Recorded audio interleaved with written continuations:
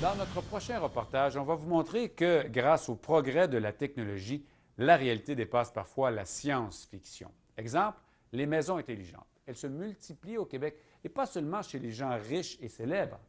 Après des débuts difficiles, la technologie semble maintenant fiable et surtout abordable.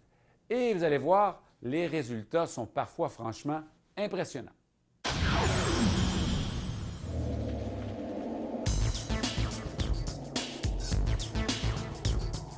Nous sommes dans un quartier cossu de Boucherville. À première vue, cette maison a toutes les apparences d'une maison normale. Mais voilà, elle est intelligente. Elle a des yeux qui nous surveillent depuis notre arrivée, un système nerveux, un cerveau même.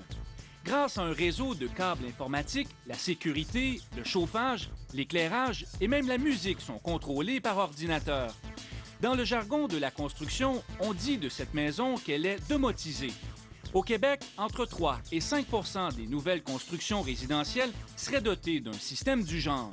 Comme le micro-ondes est un incontournable, comme l'ordinateur est un incontournable, comme Internet est un incontournable, la domotique, c'est un incontournable. On est rendu là.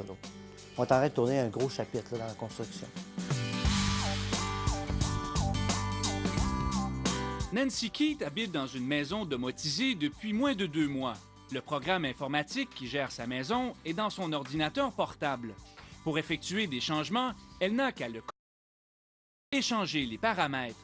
Ça contrôle notre système d'alarme, ça contrôle aussi le système de chauffage, ça contrôle certains éclairages de la maison, dont le passage au niveau supérieur, les éclairages extérieurs ainsi que certains éclairages sur le premier plancher. À l'intérieur de la maison, on a programmé que quand il y a de l'action, par exemple au deuxième plancher, si les enfants vont à la salle de bain la nuit, que la lumière de passage va s'allumer à un faible niveau.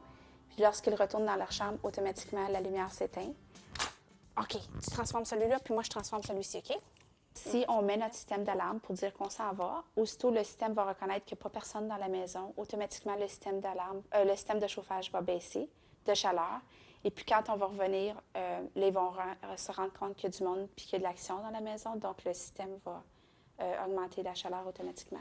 C'est dans cette boîte située au sous-sol de la maison que se trouve le cœur du système. Tout le câblage de la maison aboutit ici. Dans cette luxueuse résidence de Boucherville, on a poussé l'expérience encore plus loin. Grâce à des écrans tactiles, le propriétaire peut contrôler toutes les pièces de sa demeure du bout des doigts. En plus de la gestion des lumières et du système de chauffage, la domotique gère la télévision, la radio, le système de son. Tout se fait tout seul. Un autre, là, ça peut être le matin, entre 6h et 8h, il se lève. Lui, en déjeunant le matin, il aime bien écouter de la musique. Mais le système, en détectant avec le détecteur de mouvement, il sait qu'entre 6h et 8h, à tous les matins de la semaine, il veut avoir son poste de radio. Ça s'en va directement. En domotique, presque tout est possible aujourd'hui, aussi farfelu le besoin du client soit-il. Mais a-t-on vraiment besoin que le lustre dans l'escalier s'allume seul lors de notre passage? Surtout qu'il faut y mettre le prix. Le coût d'un système de domotique représente de 1 à 8 de la valeur d'une maison. On parle ici de quelques centaines à plusieurs milliers de dollars. Aujourd'hui, les autos sont toutes, si on peut utiliser le terme là, domotisé, ils ont tous des bains électriques, 3-4 programmes, chauffage thermostatique. Avez-vous déjà compté la valeur d'équipement qu'il y a dans un auto? Tu sais, prenons un Camry, là, il y a presque 13 000 de gadgets dedans. Puis les gens sont hésitants, ils achètent ça, là. Puis dans 4 ans, ils vont acheter ça. Puis ils vont hésiter à mettre 13 000 dans leur maison. Quand c'est une valeur rajoutée à la maison,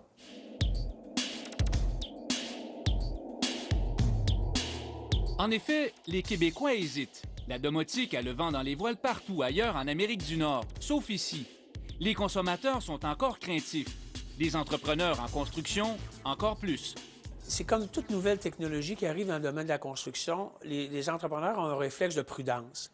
Parce que ces nouvelles technologies, ça n'a pas fait ses preuves, etc. Et en bout de compte, je vous dirais que c'est toujours l'entrepreneur général qui ramasse les pots cassés quand il y a une déficience technologique. On a beau dire, oui, c'est sécuritaire, c'est approuvé, mais l'électronique, c'est sensible. Par exemple, j'ai déjà eu un cas où l'entrepreneur avait installé le système et on avait tout fait de la programmation et le système a vraiment, dans le jargon du métier, planté ou défailli. Et le propriétaire n'était plus capable de même pas ouvrir une lumière dans la maison. il y a 5-6 ans, là, des vraies entreprises qui faisaient de la domotique, il n'y en avait pas. C'était juste des des jobbeux ici et là qui en faisaient.